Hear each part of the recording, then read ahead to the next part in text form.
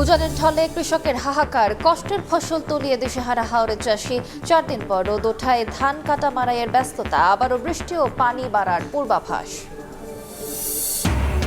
ধর্ম নিয়ে রাজনীতি করতে চায় না বিএনপি, বৌদ্ধ ধর্মাবলম্বীদের সঙ্গে শুভেচ্ছা বিনিময়ে প্রধানমন্ত্রী। সবার সমান অধিকার ও নিরাপত্তা নিশ্চিতে কাজ করছে সরকার। পাম্পে নেই লাইন, কমেছে লোডশেডিং, জ্বালানি সংকট মোকাবেলার চেষ্টা চলছে সংসদে 2 মন্ত্রী। সরকারের কাজে দেশকে এগিয়ে নেয়ার কিছু দেখছে না বিরোধী দল।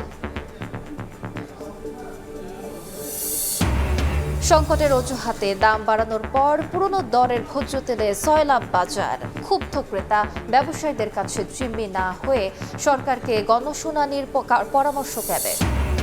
এবং টেলিগ্রাম গ্রুপ খুলে এসএসসি পরীক্ষার ভুয়া প্রশ্নপত্র বিক্রি, টাকা হাতিয়ে নম্বর ব্লক করে লাপাত্তা র্যাবের জালে অভিযুক্ত 2 যুবক। সতর্ক থাকার পরামর্শ।